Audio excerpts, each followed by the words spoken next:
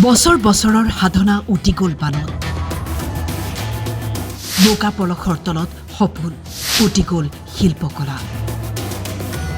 অসমবাসীক কন্দুৱাই যোৱা শাওনৰ বলিয়াবানে সংহাৰী ৰূপ ধাৰণ কৰি উটুৱাই লৈ গ'ল বিশিষ্ট ভাস্কৰ্য শিল্পী নৃপেন গগৈৰ বছৰ বছৰৰ সাধনা, একোৰিৰো অধিক সময়ৰ কঠোৰ পৰিশ্ৰম। মহাপ্ৰলয়ংকৰী বানত শিল্পীগৰাকীৰ লক্ষাধিক টকাৰ মূল্যৱান শিল্পকলা বানে শেষ কৰি পেলালে। বোকা পলসৰ তলত পোত গ'ল শিল্পকলা। শূন্যৰ পৰা আকৌ কেনেকৈ আৰম্ভ কৰিব ভাবি পাৰাপাৰ পোৱা নাই। নিশ্চিতভাৱে এইটো যে বৰ ভয় লগা দৃশ্য, ভয় লগা এটা সেইদিনাখনি দেওবাৰ আছিলে, ভয় লগা দিন আছিল সেইটো। আৰু আমাৰ আজু ককা সকলেও এনেকুৱা দিন এটা পোৱা নাই, আৰু আমি কোৱাও শুনা নাই। সেই গতিকে এনেকুৱা এটা হৈ যাব বুলি আমি কোনো তাৰমানে প্ৰস্তুত হৈ থকা নাই যে বানপানী এনেকে আহিব বুলি। আৰু খন্তেক 5 মিনিটত আমাৰ গোটেই বেলতল জাপি হৈছে গাঁওখন। বিশেষকে আমাৰ ঘৰৰ মুখে মুখে জাজি নদীৰ মুখখন আমাৰ ঘৰৰ ফালে আছে।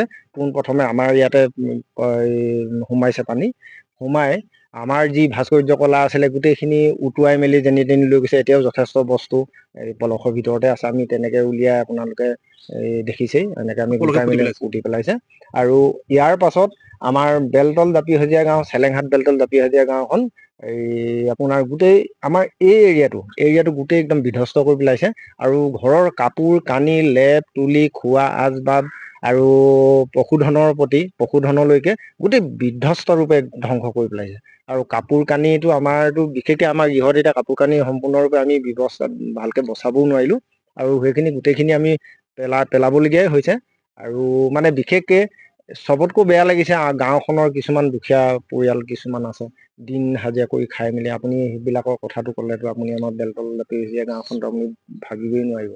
আৰু এনেকুৱা হয় কিছুমানৰ ধান, আমাৰ এই কাষৰৰ ঘৰৰ ধান সম্পূৰ্ণৰূপে একদম নষ্ট হৈ গৈছে, গজালি মাৰিছে। আমাৰো ঠিক তেনেকে তেনেকুৱা ধৰণৰ হৈছে। আৰু এনেকুৱা ধৰণৰ হৈছে 1 বছৰলৈ আমাক এই পলয়ৰূপী বানে আমাক সম্পূৰ্ণ কঁকাল ভাঙি পঠিয়াইছে। আৰু এতিয়া যিখিনি ভাস্কৰ্য কলাৰ কথা আপোনালোকে দেখুৱাইছে, এই ভাস্কৰ্য কলাখিনি এতিয়া মই পুনৰ নতুনকে ৰূপত এটা গঢ় দিবলৈ হ'লে নাই বুলি 1.5 লাখ টকা, 1,50,000 টকা নহ'লে মই এইখিনি বেলেগ অনুষ্ঠানত আপোনাৰ প্ৰদৰ্শন কৰিবলৈ মোৰ অলপ প্ৰব্লেম হৈ যাব। আৰু এইখিনি পুনৰ যদি মই কৰিবলৈ হ'লে, আৰু ঘৰখনৰ কথাটো আছেই, ঘৰখনৰ আদবৰ কথা আছেই, অন্য আনুষংগিক কথা আছেই। এইটো এনেকুৱা হয়, এই আমাৰ মোৰতো জীৱিকা বিশেষকে এইখিনিয়ে আছিলে। আৰু এই ভাস্কৰ্য কলা, চিত্ৰ ভাস্কৰ্যৰ ফালৰ পৰাই মই ঘৰখন চলাই থকা হয়। আৰু কি কৰিব, একেবাৰে চিন্তা কৰিলেও কিবা পাৰ পাবলৈ অলপ দিগদাৰ হৈ যায়। কিবা সেই দিনটো কিবা সপোন যেন অনুভৱ এটা হৈ যায়। আৰু এতিয়া এনেকুৱা হয়, আমাৰ জাজি নদীৰ মুখখনৰ ওপৰত আমাৰ ফ্ৰণ্টলৈ চালে ক'ৰবাত বৰষুণ দিলে এনেকুৱা এটা ভয় সংশয় হৈ গ'ল যে ৰাতি টোপনি যাবলৈ অলপ ভয় হৈ গ'ল। আৰু চিপচিপীয়া বৰষুণ দিলেও এনেকুৱা এটা, যি আগতে আমাৰ ককাৰ দিনতে, দেউতাৰ দিনতে হয়তো আমি বৰষুণ দিলেও জাজি নদীত পানী বাঢ়িলে আমি কিমান ফূৰ্তি কৰো, নৈত জঁপিয়াই গা ধুওঁ। কিন্তু এতিয়া যিটো দেওবাৰ আমাৰ অমানিশা আছিলে, সেই দিনটোৰ পৰা দেখিলো এতিয়া বৰষুণ বুলি ক'লেও ভয় লাগে। মৰিয়নিৰ প্ৰত্যেকজন বানাক্ৰান্তৰে একেই হাহাকাৰ অৱস্থা।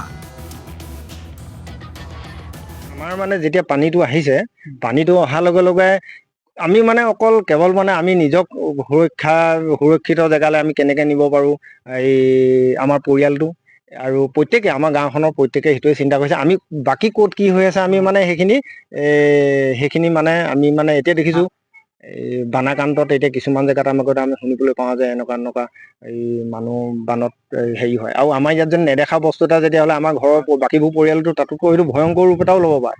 সেই গতিকে সেই পলয়টোৰ পৰা বচাবৰ কাৰণে আমি বাকী ঘৰত কি বস্তু আমি ইমান গুৰুত্ব নিদিয়া হলো, আমি যেনে তেনে মানুহখিনি কেনেকে জীৱনটো বচাব পাৰো। আৰু পশুধন বচাবলৈও এতিয়া আমাৰ গাঁৱৰ বেলতল জাপি সজীয়া গাঁও, পানী গাঁও, লুখুৰাখন আৰু এইপিনে পদুমণি, তেখেতলোকৰতো ভাবিবই নোৱাৰি মুঠতে। এনেকুৱা গৰু কাৰোবাৰ গৰু মৰি গৈছে, একদম খাটি খাই থকা মানুহ এনেকুৱা হৈছে। আৰু মোৰ লগতে যিখিনি কৰ্মচাৰী আছিলে, সেই কৰ্মচাৰীসকলৰ প্ৰত্যেকৰ গৃহতে গৰু মৰিছে।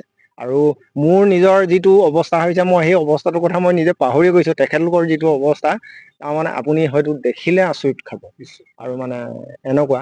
আৰু মোৰ নিজৰ ডাঙৰ ককাইটোৰ ঘৰতে গৰু আৰু পাতিহাঁহ নাই বুলি 50-55 হাতী উদ্ধত মানে আছিলে, মৰিছে।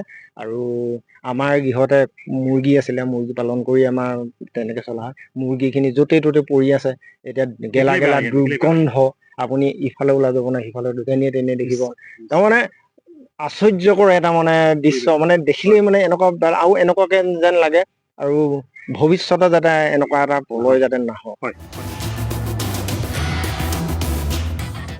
মৰিয়নিৰ পৰা জন্তু তাঁতীৰ ৰিপৰ্ট, টাইম 8।